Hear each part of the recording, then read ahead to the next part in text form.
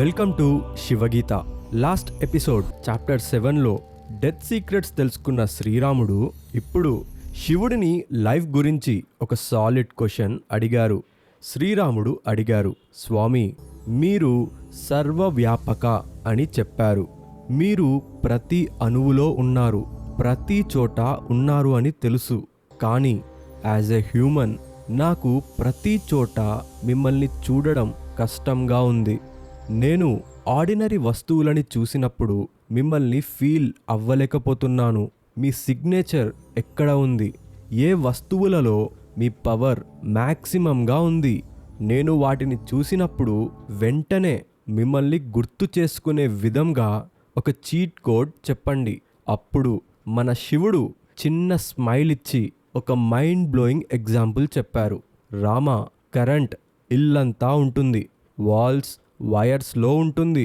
కానీ నువ్వు ఒక వెలిగే లైట్ బల్బ్ని చూసినప్పుడే ఇక్కడ కరెంట్ ఉంది అని ఈజీగా గుర్తుపట్టగలవు.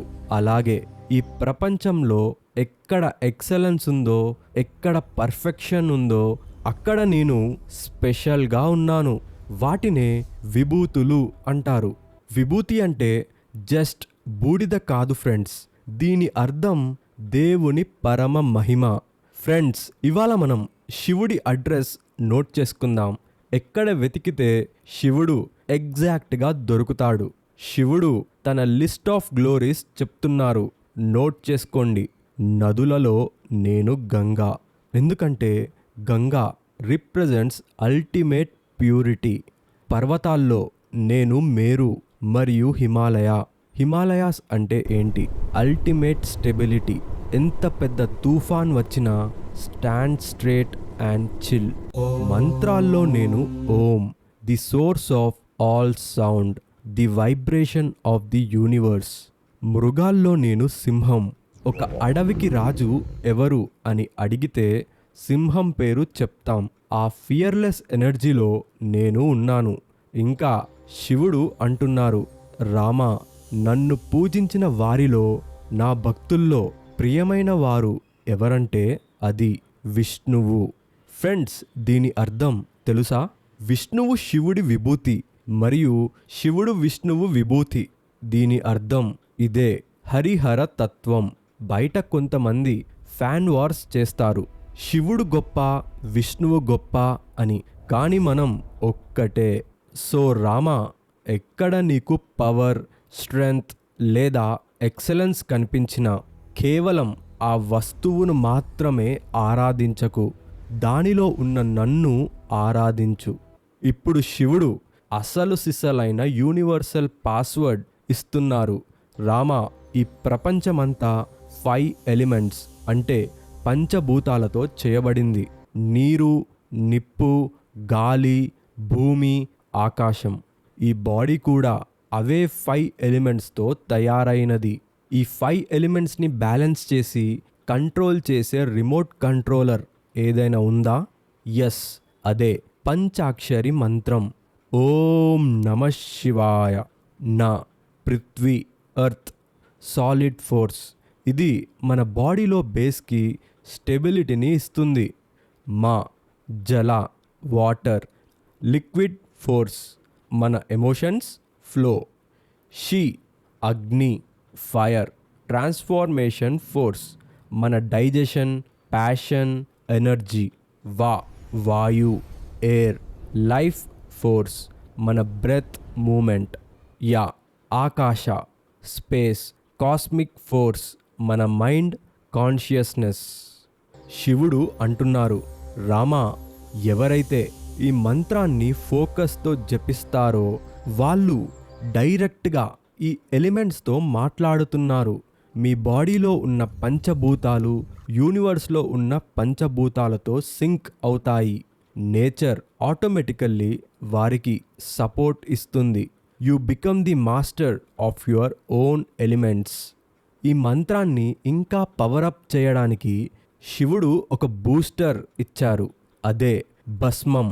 శ్రీరాముడు అడిగారు, స్వామి, ఈ బూడిద ఎందుకు రాసుకోవాలి? దాని వెనక ఉన్న లాజిక్ ఏంటి?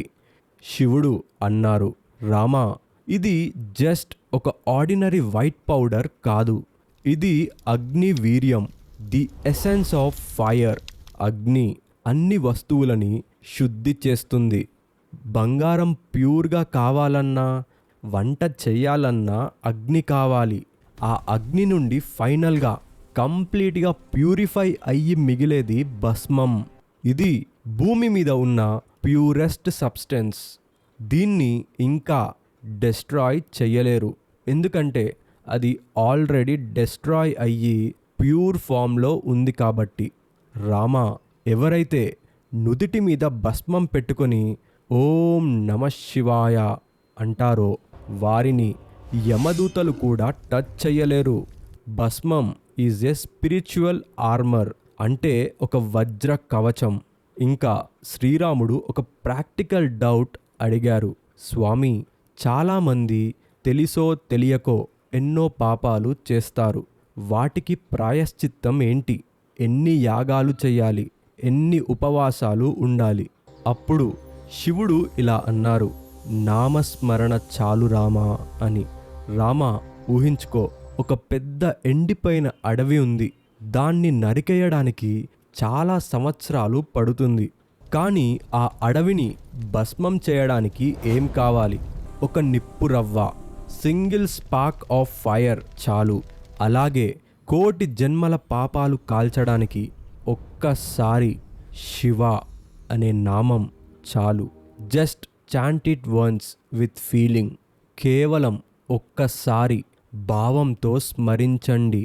ఫ్రెండ్స్, శ్రీరాముడిని చూడండి. ఇప్పుడు చాప్టర్ 1లో భయంతో, డిప్రెషన్తో ఏడ్చిన శ్రీరాముడు ఇప్పుడు మహాయోగిగా మారిపోయారు.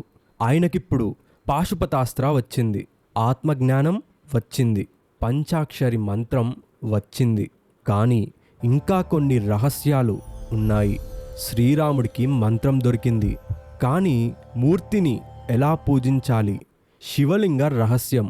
అసలు శివలింగాన్ని ఎందుకు పూజించాలి? అది నెక్స్ట్ ఎపిసోడ్లో చూద్దాం. Please do subscribe, like and share, comment. ఓం నమః శివాయ. జై శ్రీరామ్. నేను మీ తత్వమసి గైడ్.